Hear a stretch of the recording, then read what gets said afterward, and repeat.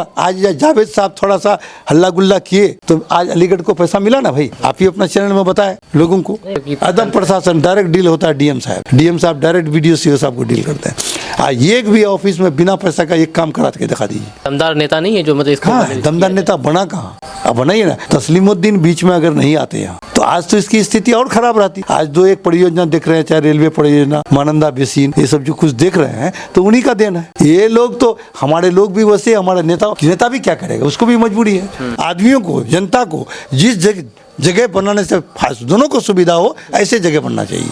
अब इसका क्रेडिट किसको जाना चाहिए सर, अगर आप बताना चाहें? देखिए क्रेडिट तो निश्चित रूप से नुसंदरा असुरा के लिए बहुत काम किया मुजाहिर साहब उस टाइम में, बहुत स्थिति खराब थी, तो निश्चित रूप से उसकी सरकार है तो उन्होंने अप्रोच किया होगा, तो अच्छी बात है, उसके लिए मुबारकबाद देते हैं उनको हम। तो जितना कैंडिडेट हो आना चाहिए, इसके लिए कंपटीशन का मौका मिलेगा और पार्टी देख के टिकट देगी, उसको देगी।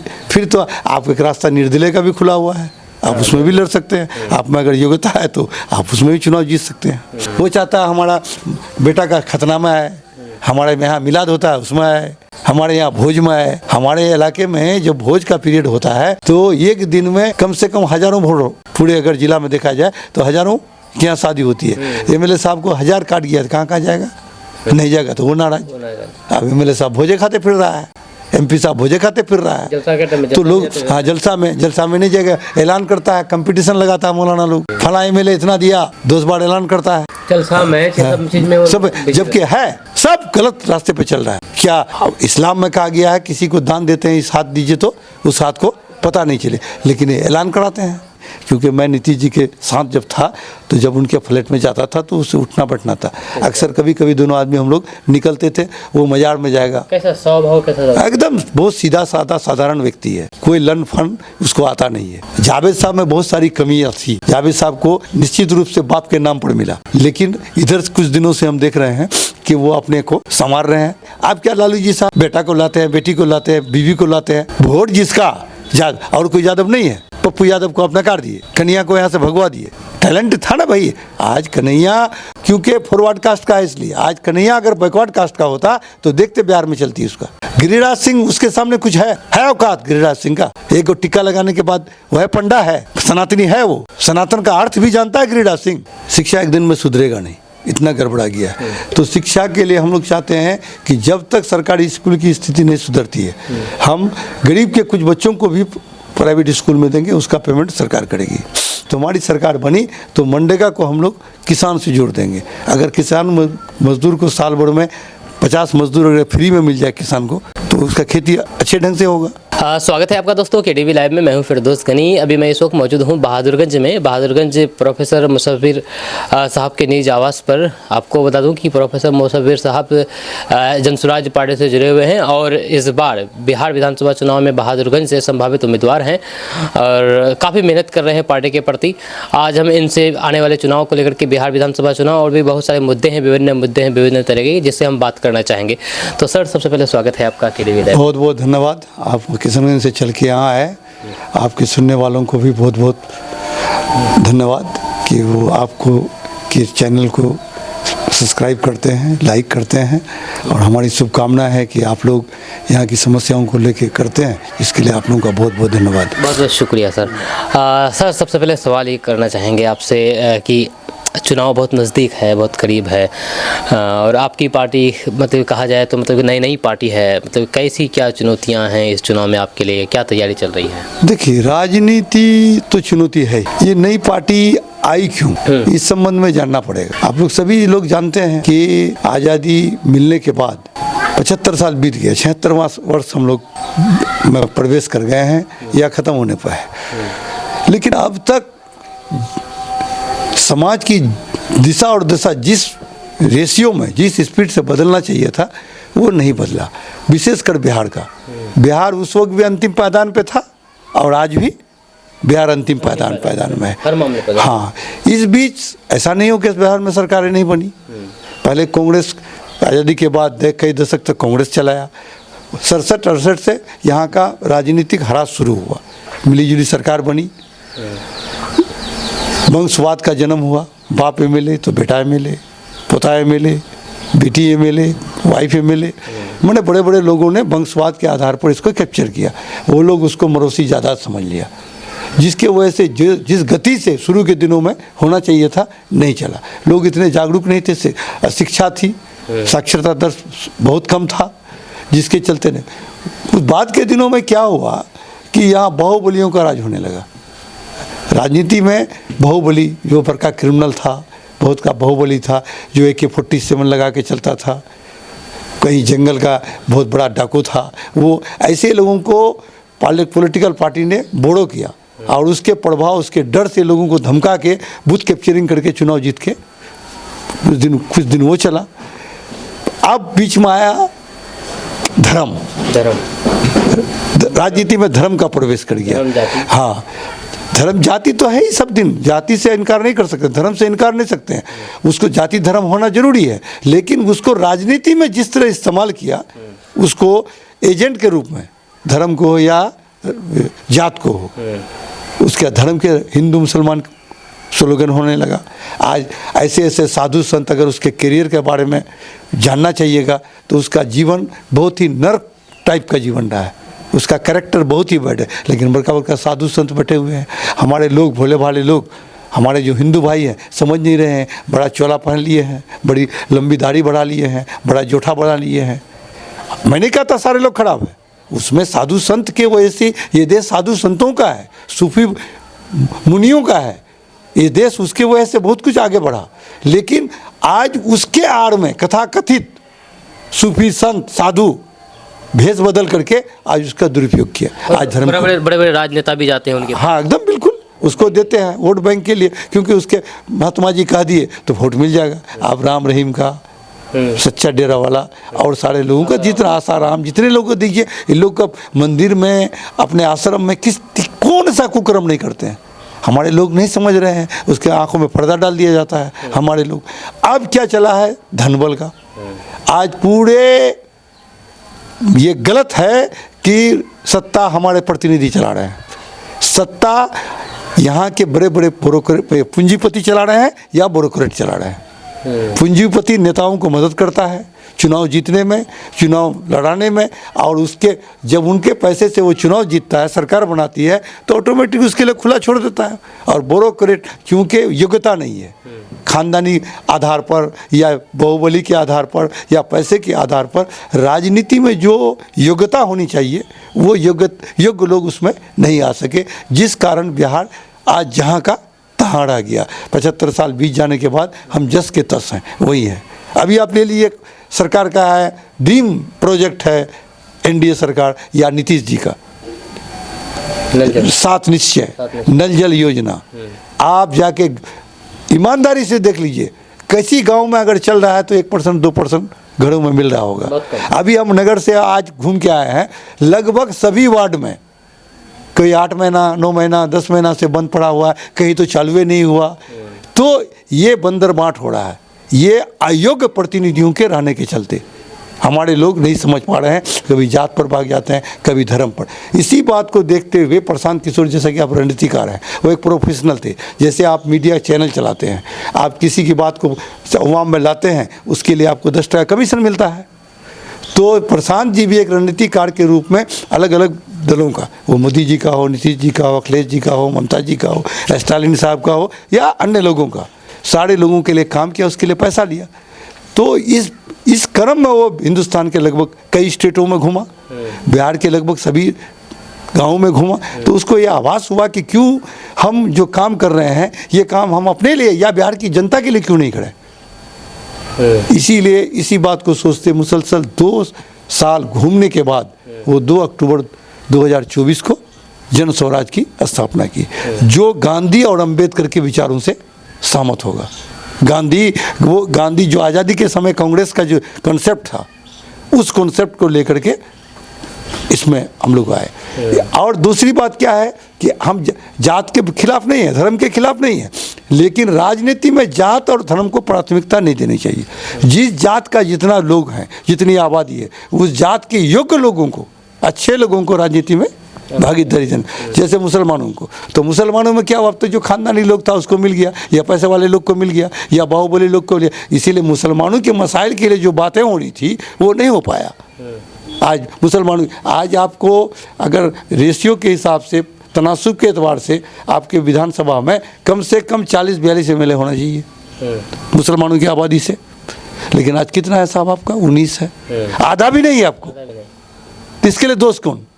मुसलमानों को वोट लिया, भाजपा का डर दिखा के कथाकथित सेकुलर दल वोट लिया ना भाई, महागठबंधन के लोग लिया ना वोट, चाहे नीतीश जी हो, लालू जी हो, कांग्रेस हो, सारे लोग वोट लिया, लेकिन मुसलमानों को दिया क्या? आज तक कुछ दिया? आप देखिए बिहार सरकार की एक छोटी सी बात मैं आपको बताता हूँ, फैसला लिया है कि सभी जिलों में मेडिकल कॉलेज होगा, लेकिन ये 3 जिला किशनगंज, अररिया, कटिहार मुस्लिम बहुल है।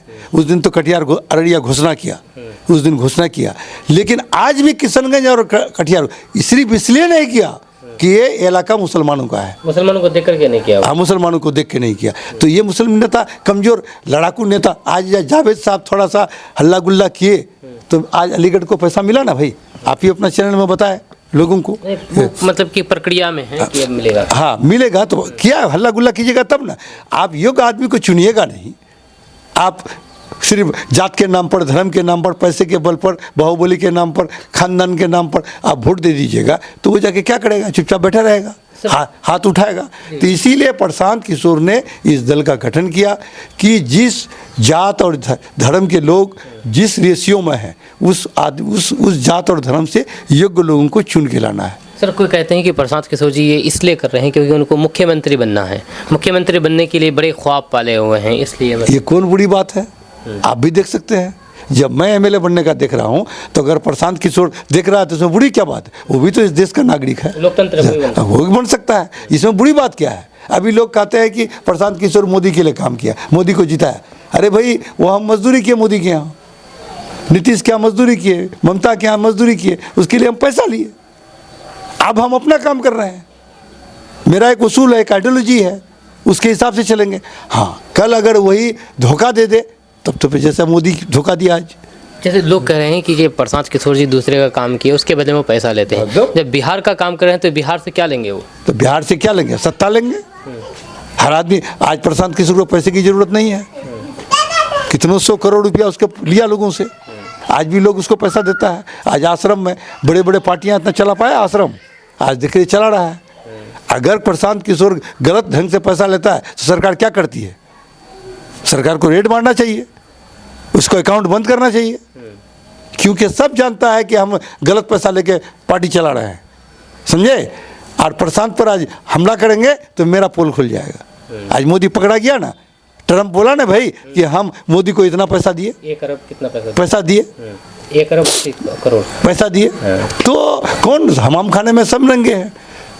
हमने सबको देख लिया, चाहे वो भाजपा हो, NDA हो, UPA हो, सबको देखा, प्रशांत को देखना बाकी है। अच्छा, ये जैसे लालू के लाल तेजस्वी यादव, लालू प्रसाद यादव भी मतलब वंशवाद की राजनीति चलाते हैं, अपने बेटे को सत्ता मतलब कि सौंप रहे हैं और उसको गद्दी में बैठाने के लिए काफ़ी जीत और मेहनत कर रहे हैं। सेम उस तरह से अब कहा जाता है कि नीतीश कुमार जी भी अपने बेटे को लॉन्च करने वाले हैं। तो क्या लगता है कि ये परिवारवाद मतलब कि चलता रहेगा? परिवारवाद तो शुरू से चल रहा है, और परिवार अगर योग्यता है तो आना चाहिए, अगर तेजस्वी में योग्यता है तो आना चाहिए।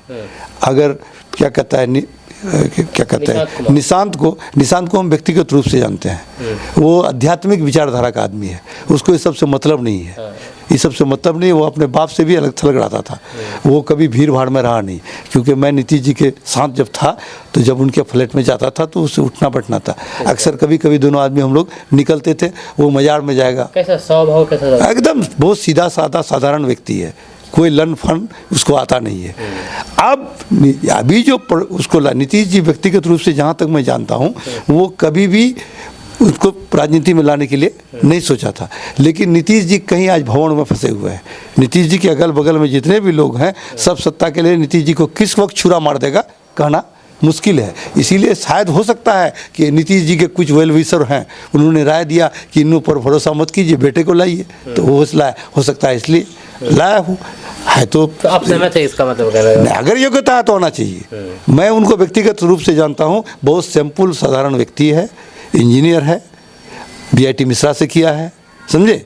तो अब वो देखना बाकी है ना, अभी तो वो समाज में भी ज़्यादा घुल मिल नहीं करता था। नहीं, बिल्कुल नहीं। अच्छा, वो परिवारवाद के बारे में बात कर रहे हैं तो अपने किशनगंज में भी एक है डॉक्टर जावेद आज़ाद साहब, जिस पे उस पर वो भी परिवारवाद से अछूत नहीं है। उनके पिताजी भी मतलब कि राजनीति में हैं, उनकी माँ भी राजनीति में आई, वो और अपने बेटे को भी लॉन्च करने वाले हैं। आई तो माँ को नकार दिया ना लोग, माँ को योग्यता नहीं था, माँ आ गया। तो जावेद साहब को, ये आज़ाद साहब को आप लोग नहीं जानते हैं, आज़ाद साहब बहुत लड़ाकू नेता थे। अगर सुरजापुरी बिरादरी में अब तक आज तक कोई बड़ा नेता हुआ तो वो मोहम्मद हुसैन आज़ाद था, जिसमें दम था, अपने काबिलियत पर हम लोग हासिल हाँ किए, समझे। बहुत खेत खलियान, पैदल चलना उठना बैठना, बहुत ही। इतना अलीगढ़ से पढ़े हुए थे, वो काफ़ी तेज तर्रार आदमी थे, लेकिन एक दबंग आदमी थे, प्रशासन में गिरफ्त था। लेकिन आज के लोग क्या है, जावेद साहब में बहुत सारी कमियां थी। जावेद साहब को निश्चित रूप से बाप के नाम पर मिला, लेकिन इधर कुछ दिनों से हम देख रहे हैं कि वो अपने को संवार रहे हैं। अच्छा है, अगर वो अच्छा कर जाते हैं तो हम लोगों के लिए अच्छा होगा, एक अच्छा नेता बनेगा, इसके लिए हमारी शुभकामनाएं। अगर वही चाहता है कि नाम पर ही देगा तो जावेद साहब को भी नकार देगा लोग। अगर क्वालिटी है तो आना चाहिए, क्वालिटी है तो आना चाहिए। कौन नहीं है, सबको ही है। पूरा आज हिंदुस्तान में देखिए किसका बेटा है, एमपी का बेटा है। लेकिन हमारा जनस्वराज का कहना है, आपका बेटा में योग्यता है तो लाइए, अगर योग्यता नहीं है, आप क्या लालू जी साहब बेटा को लाते हैं, बेटी को लाते हैं, बीवी को लाते हैं। वोट जिसका और कोई यादव नहीं है, पप्पू यादव को आप नकार दिए, कन्हैया को यहाँ से भगवा दिए। टैलेंट था ना भाई। आज कन्हैया क्योंकि फॉरवर्ड कास्ट का है, इसलिए आज कन्हैया अगर बैकवर्ड कास्ट का होता तो देखते बिहार में चलती उसका। टैलेंट तो है उसमें, हम लोग टैलेंट को कब पहचानिएगा। गिरिराज सिंह उसके सामने कुछ है औकात गिरिराज सिंह का। एक को टिक्का लगाने के बाद वह पंडा है, सनातनी है, वो सनातन का अर्थ भी जानता है गिरिराज सिंह। हिंदू मुसलमान पाकिस्तान, हाँ, उसको वोट लेना है, उसी में लोग भड़कता है। वो अगर सनातनी है तो सनातनी का डिफिनेशन उसको नहीं आता है, परिभाषा नहीं आता है उसको। सनातन में मीट उट नहीं खाना चाहिए, वो भी खाते हैं, सब कुछ खाता है, शराब पीता है। एक बार थे ना मंत्री था, उसके डेरा से बहुत पैसा निकला था, आप लोगों को याद होगा। कहा किसका पैसा था, सब लोग हमाम खाने में नंगे हैं। तो प्रशांत जी एक प्रयास कर रहे हैं, एक न्यू मिशन न्यू विजन के साथ, और हम लोग चाहते हैं हर वर्ग से अच्छे लोग को चुन के लाया जाए। अगर वो कमज़ोर भी है, अगर क्वालिटी है, वो योग्य है, तो उसको हम लोग सपोर्ट करके आगे बढ़ाने का चाहे मतलब कि कमज़ोर आर्थिक रूप से क्यों ना। हाँ, उसको हम लोग सपोर्ट करेंगे। सर, आप जिलाध्यक्ष हैं मतलब कि जनस्वराज के, तो हम ये जानना चाहेंगे कि क्या लगता है कि मतलब कि पूरे बिहार में 243 में से कितने सीट पर आप लोग देखिए 243, ये बिहार है, बिहार में एक दिन में परिवर्तन हो जाता है, समझे, यानी तो बरसों बरस में नहीं होता है। कोई ऐसा आइडिया है? हाँ, तो बिहार में जातिवाद आज धर्म का चोला पड़ना हुआ है, पब्लिक उब चुकी है। मैंने एनडीए से यूपीए, यूपीए से एनडीए, ये 75 साल में को अगर 20 साल को हटा दीजिएगा तो मोटा मोटी 65 साल तक आज वही हो रहा है। इस व्यवस्था से लोग उब चुका है, व्यवस्था चाहती है। अब हम लोग कितना लोगों पर जा पाते हैं, कितना लोगों को समझा पाते हैं, क्योंकि 4-5 महीने की पार्टी है। हम लोग तो पूरा उम्मीद किए हैं कि हम अच्छा प्रदर्शन करेंगे, क्योंकि हम 4 सीट लड़े, 10% वोट लाए, देखे कि नहीं। आज मेरा एक MLC भी है ना। भाजपा इतनी बड़ी पार्टी, दुनिया की सबसे बड़ी पार्टी है, लेकिन आपका उसका इतिहास उड़ा के देखिए, 1 सीट भी नहीं आता था। 1 सीट आया, 2 सीट आया, 3 सीट आया, 303 आया, तब ना आया भाई। तो आज हमारे पास 243 में इसलिए लड़ेंगे कि इस गठबंधन की राजनीति से ही राजनीति खराब हुआ है। प्रसाद किशोर जी करेंगे सरकार बनाएंगे इस बार, तो कितने सीट मतलब कि चांस है? सरकार तो 122 में बनता है, हम लोग कम से कम 243 में हम लोग कम से कम 160-70 सीट लाएंगे। 160-70? हाँ, निश्चित रूप से।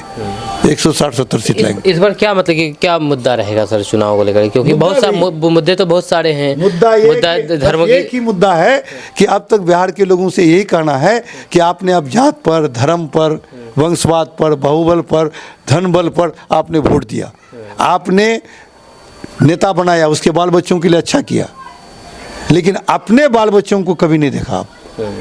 ना अपने बाल बच्चों का शिक्षा के लिए देखा, ना उसका ओढ़न पहन के लिए देखा, ना उसका लाइफ का स्टैंडर्ड को देखा।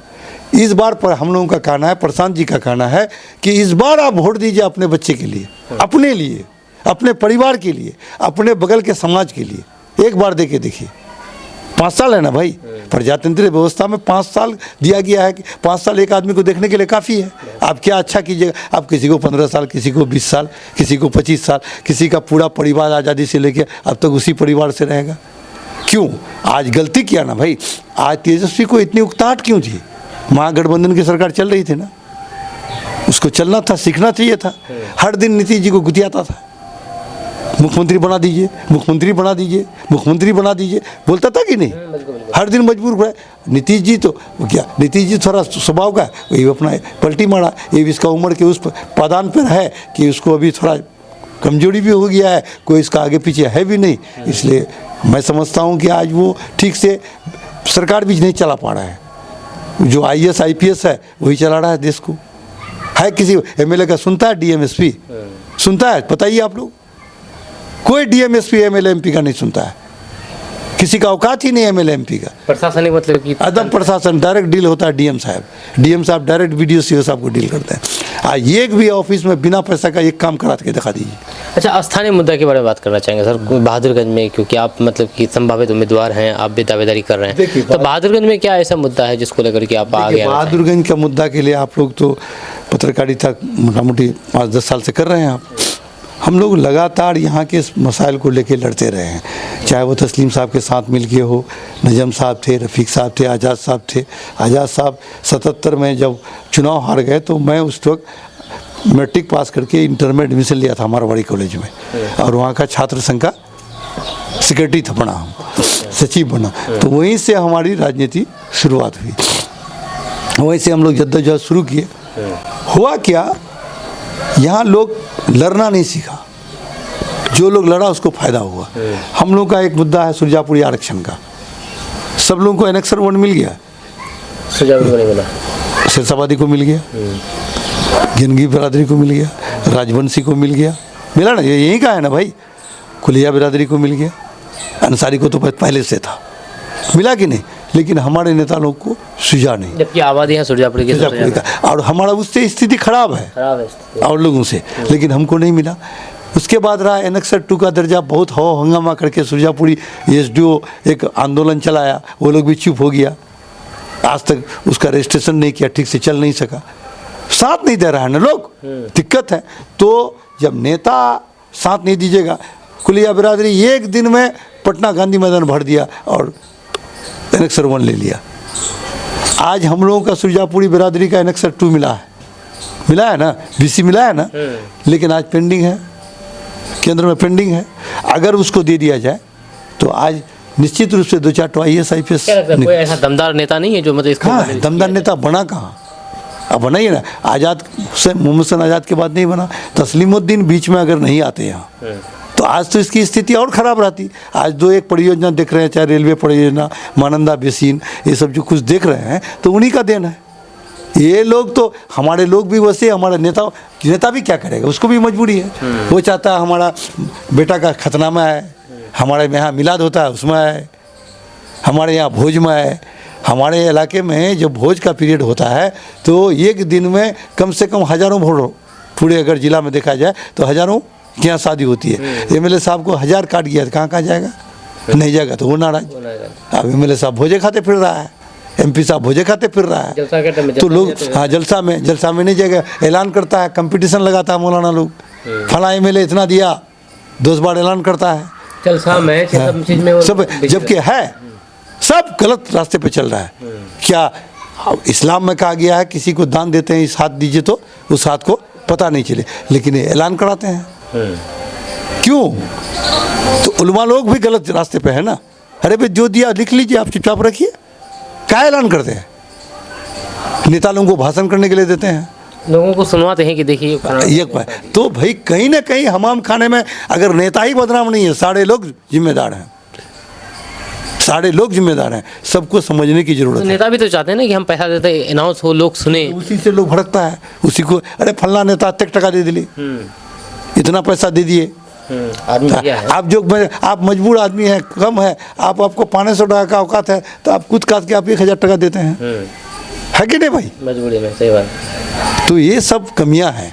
तो अब हम लोग अपना एक न्यू मिशन, न्यू विजन के लिए जा रहे हैं। अभी पूरे जिला में मेरा एक अभियान चल रहा है, जन स्वराज संवाद और सदस्यता अभियान। अभी आप देखिएगा कम से कम पूरे जिला में 10-20 जगह तो जरूर कार्यक्रम हो रहा है हर दिन।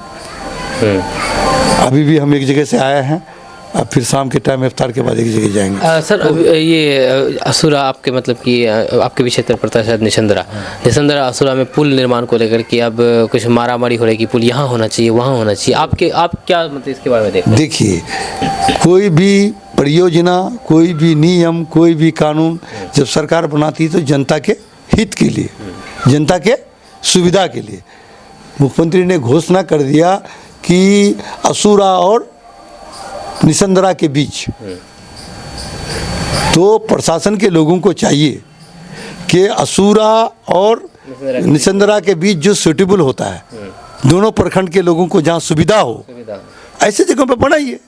आप मेरे कहने पर हम नेताजी हैं, हम बहादुरगंज की तरफ खींचते हैं, कोई कोचाधामन के हैं वो कोचाधामन की तरफ, ये तो गलत है। और इसमें क्रेडिट लेने के लिए भी बहुत से लोग आते हैं, चाहे बहादुरगंज विधायक हो, कोचाधामन विधायक हो, पूर्व विधायक। किसके लिए? जनता के लिए। कोचाधामन बहादुरगंज के आदमियों को, जनता को जिस जगह बनाने से दोनों को सुविधा हो, ऐसे जगह बनना चाहिए। अब इसका क्रेडिट किसको जाना चाहिए सर, अगर आप बताना चाहें? देखिए, क्रेडिट तो निश्चित रूप से हम लोग जो देखे हैं अब तक, तो इसका निशंदरा असुरा के लिए बहुत काम किया मुजाहिर साहब उस टाइम में, बहुत स्थिति खराब थी, तो निश्चित रूप से उसकी सरकार है तो उन्होंने अप्रोच किया होगा, तो अच्छी बात, उसके लिए मुबारकबाद देते हैं उनको हम। लेकिन मुजाहिर साहब को भी चाहिए कि वो नेरो मत नहीं हो जाए। कोचाधामन के होने से क्या होगा? आप पूरे जिला का नेता हैं भाई, समझे?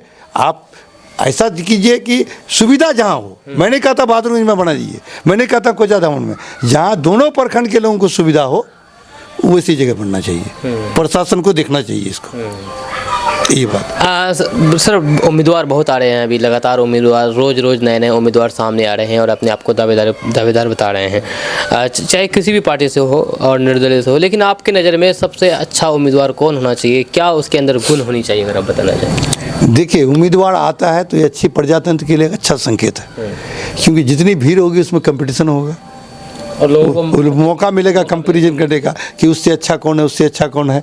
यहाँ एक ही आदमी आइएगा तो मजबूरी है, जैसा मैंने कहा कि यूपीए नहीं तो एनडीए, यूपीए को नहीं देता है तो एनडीए को दीजिए, एनडीए को नहीं देते हैं तो यूपीए को दीजिए। इसीलिए हमने विकल्प दिया जन स्वराज का कि भाई उस दोनों से उबरिए, एक बार तीसरे तरफ भी देखिए क्या होता है। तो ज़्यादा कैंडिडेट आएगा तो स्वाभाविक रूप से जनता को मौका मिलेगा और जनता को एक्सपेरिमेंट करना चाहिए। आज चांद पर भी हम जा रहे हैं दुनिया बसाने, हम वही जन्म जात बिरादरी पैसा बहुबल वंशवाद में फंसे हुए हैं। तो आपका बेटा क्या होगा? 180 आदमी गरीब है, पैसा वाला बन जाएगा, आपका बेटा कभी बन पाएगा? कभी नहीं बन पाएगा, चाहे कितनों योग्यता हो। तो मेरा कहना है ये प्रजातंत्र व्यवस्था जितना कैंडिडेट हो आना चाहिए, इसके लिए कंपटीशन का मौका मिलेगा और पार्टी देख के टिकट देगी, उसको देगी।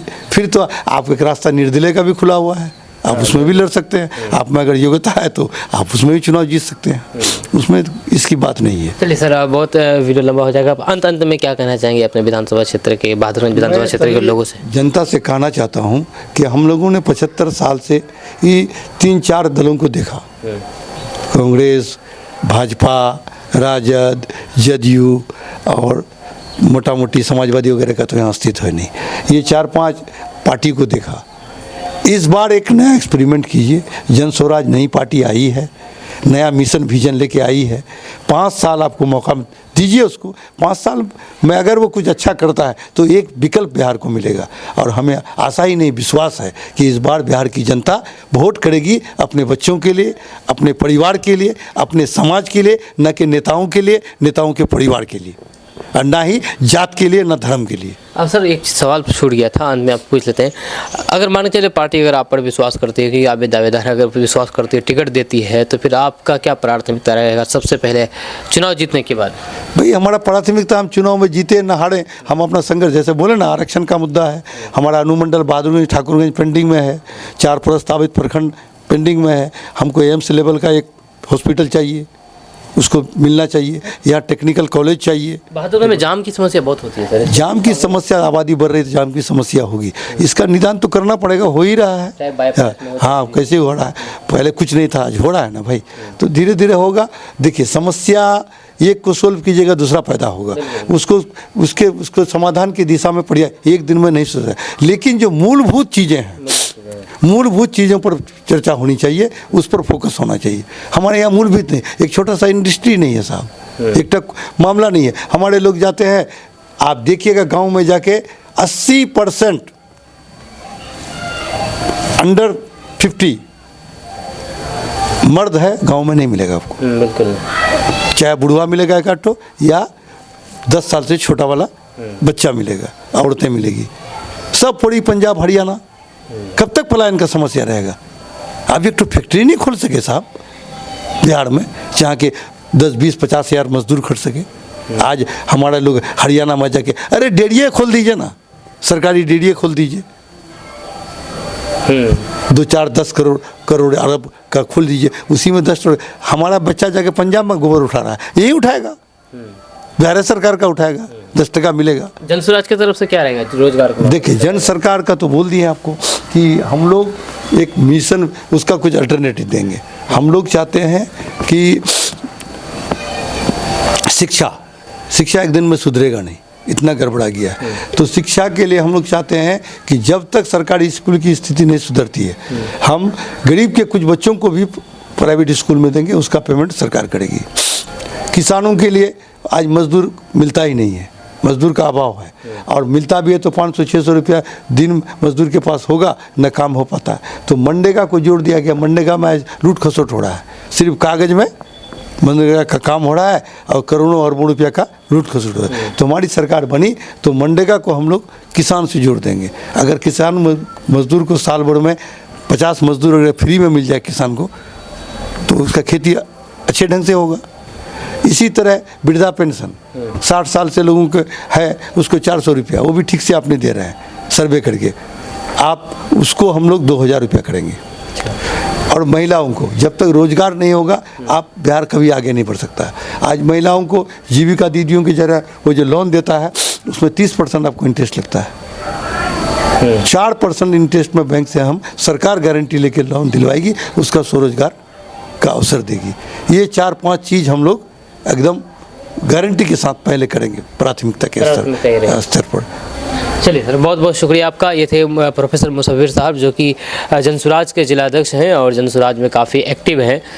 किशनगंज में इनका काफ़ी ज़्यादा योगदान है जनसुराज को आगे बढ़ाने में। ये थे प्रोफेसर मुसव्विर साहब, जो कि जनसुराज के जिलाध्यक्ष हैं। और हम दोनों के बीच में जो भी बातें हुई है, आप नीचे कमेंट बॉक्स में कमेंट करके ज़रूर बताइएगा। मैं फिरदौस गनी, आप देख रहे थे KDV लाइव। मेरा सहयोगी है नियाज अहमद। मिलते हैं नेक्स्ट वीडियो के साथ। जय हिंद, जय भारत।